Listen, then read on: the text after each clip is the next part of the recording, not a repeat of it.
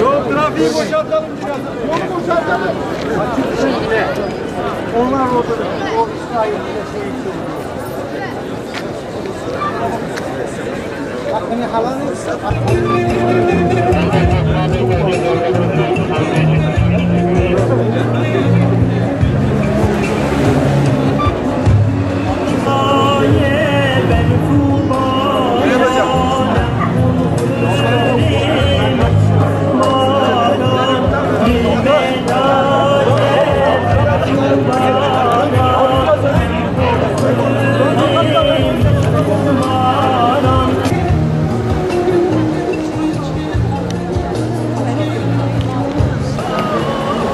Rahman ve Rahim olan Allah'ın adıyla.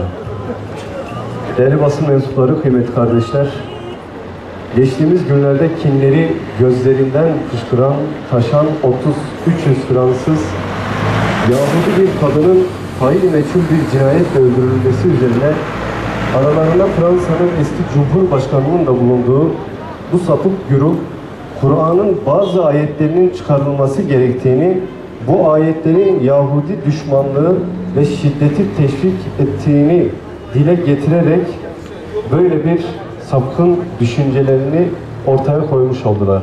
Nuruyla hidayete açık gönülleri aydınlatmaya kesintisiz devam ediyor. Onlar her ne kadar Mekkeli müşrikler gibi Kur'an'ı duymamak için kulaklarını kapatıp tıkayıp dursalar da, başkaları duymasın diye ıslık çalıp el çırpıp Kur'an'a meydan okumak için farklı oyun ve desteler içerisinde bulunsalar da, tüm bu ahmaklıklarına rağmen nur, şifa, öğüt ve rahmet olan Yüce Kur'an, tarihin her döneminde insanlar üzerinde ilahlaşmak isteyen işte böylesine azgın putlar, böylesine ilahlaşmak isteyen nefislere her zaman galip gelmiştir. Bismillahirrahmanirrahim. Kudüs ilk kıblemiz ve Müslümanların toprağıdır.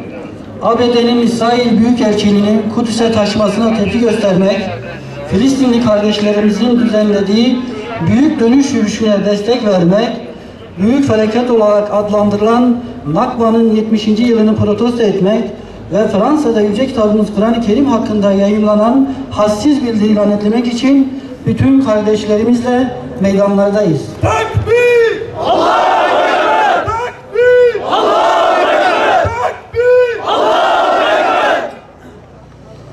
15 Mayıs günü büyük felaket Nakba'nın 70. yıl dönümü, 70 yıldan beri Siyonist İsrail Müslümanları kışkırtmak amacıyla Mescid-i Aksa etrafında yaşlı, genç, kadın, çocuk demeden katliamlarına devam ediyor. Sözde İsrail devleti ve askerleri kirli posterlarla Kıble Camii'nin içinde terör estirip ibadet eden insanlara gaz bombalarıyla ve plastik mermilerle saldırarak camide bulunan Kur'an-ı Kerimleri yerlere atıp üstlerine basarak hukuksuzluğa hız kesmeden devam etmektedir. Filistin'e, Gazze'ye uygulanan abluka ve ambargo her geçen gün ağırlaşmaktadır. 70 yıldır hakları, toprakları, vatanları, canları, malları gasp edilen Filistinler İsrail zulmü altında yaşamlarını devam ettirmeye çalışıyorlar. Kur'an'a uzanan eller kırılsın! Kur'an'a uzanan eller kırılsın! Kur'an'a uzanan eller kırılsın! Filistinliler kadınlarıyla ve çocuklarıyla son bir aydır büyük dönüş yürüyüşü gerçekleştiriyorlar. İşgalci İsrail ise ateş açıp masum insanları, çocukları ve yaşanan olayları dünyaya aktarmak isteyen basın mensuplarını şehit ediyor. Olayların başlangıcından bugüne kadar İsrail askerlerinin kurşunlarıyla ve müdahalesiyle 48 kişi şehit edildi.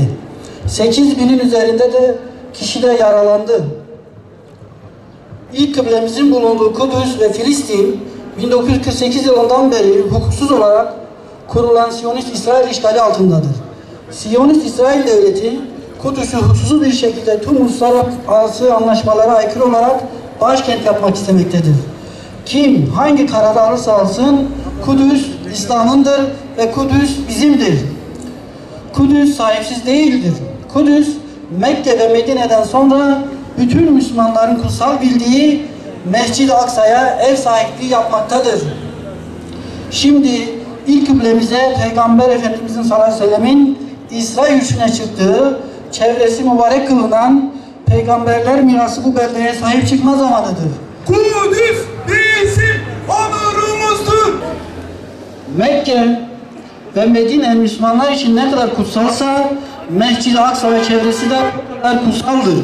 Çünkü bu belde Allah'ın ayetlerinden ve peygamberlerimizden izler taşımaktadır.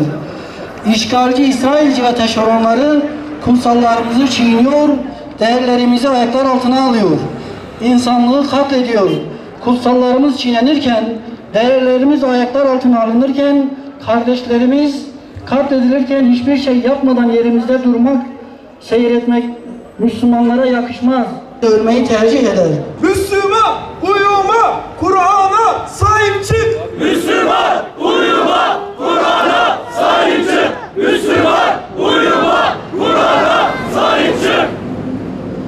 Filistinli kardeşlerimizin bu kutlu yürüyüşünü maddi ve manevi destekliyor, Rabbimizden bu mücadeleyi muvaffak kılmasını niyaz ediyoruz. Rabbimiz Yüce Kitabımız Kur'an-ı Kerim'de inanıyorsanız galip geleceksiniz ve yine yeryüzünde benim salih kullarım varis olacaktır diye buyuruyor. Bizler bu kitaba iman etmiş Müslümanlar olarak bir gün bu çekilen sıkıntıların ardından İslam'ın tüm dünyaya hakim olacağına, özgür Kudüs'te, Mescid-i Aksa'da toplu halde namaz kılacağımıza, zalimlerin korkulu rüyası olacağımıza iman ediyoruz. Burada mallarımızla, canlarımızla mücadele edeceğiz. Ey Netanyahu, ey Trump, ey Putin, ey Esed, ey Sisi, ey zalimler, şunu bilin ki geçmişte Firavun, Nemrut, Ebrehe nasıl helak olduysa sizin de saltanatınız son bulacak ve cehenneme sürüleceksiniz. Diri diri toprağa gömdüğü çocukların hesabını vereceksiniz. Tekbir! Allahu Ekber! Tekbir! Allahu Ekber! Tekbir! Allahu Ekber! La ilahe illallah! La ilahe illallah! Muhammed Resulullah! Muhammed Resulullah! Bugün burada ve tüm Türkiye'de Kudüs dostlarıyla birlikte ABD'nin ve İsrail'in bu hukuksuz kararına ve uygulamalarına karşı çıkıyoruz. Tüm Filistin ve Kudüs sevdalıları olarak bu davayı savunmaya devam edeceğiz.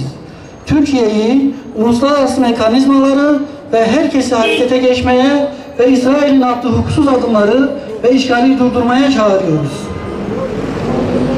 Fransa'ya gelelim. Fransa'da 300 kişinin bir bildiri hazırlayarak Kur'an-ı Kerim'den bazı ifadelerin çıkarmalarını istemesinin hadsiz bir tavır olduğunu ve bu durumun en ağır bir şekilde lanetliyoruz. Fransa'da yaşlı bir Yahudi kadının öldürülmesi üzerine ortaya çıkan bir takım tartışmalarla bağlı olarak bazı odaklar tarafından Müslümanların kutsal kitabı Kur'an-ı Kerim'e karşı bir iftira kampanyası başlatıldığı ve haddi aşan provokatif teklifler dile getirildiği takip etmekteyiz. Söz konusu anlayışa sahip bir grup tarafından hadsiz bir tavırla Kur'an-ı Kerim'den bazı ayetlerin çıkarılmasını teklif etmeye saygısızlığa bulunmuştur.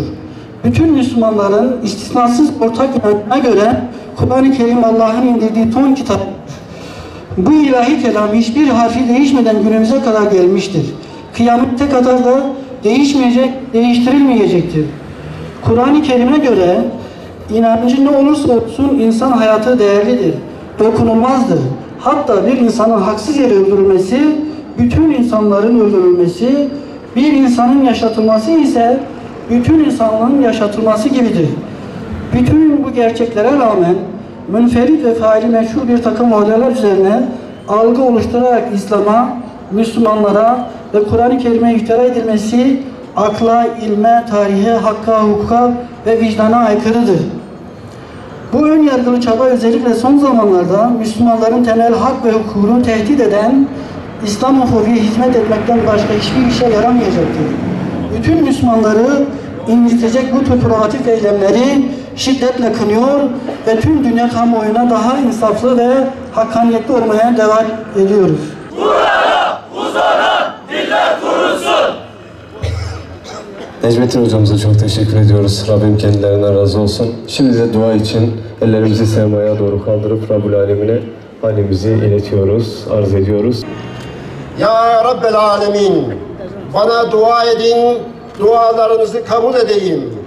Kullarım sana beni sorduklarında gerçek şu ki ben çok yakınım. Dua edenin duasını kabul ederim buyurdum. Emrine uyarak, vaadine inanarak dualarımızı ancak sen kabul edeceğine iman ederek sana ellerimizi açıyoruz. Rahmetinle, lütuf ve kereminle ellerimizi boş çevirme ya Rabbel Alemin. Yüce Resulün mazlumların duaları senin arşına bir kıvılcım hızıyla eriştiğini buyurdu.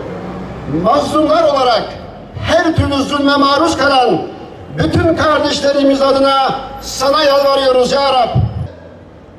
Karunları, Hamanları, Ebu Cehilleri, Ebu Lehebleri, Semud, Ad ve Lut kavimlerini ve daha nicelerini mutlak kudretinle izzet ve intikamına sen helak ettin.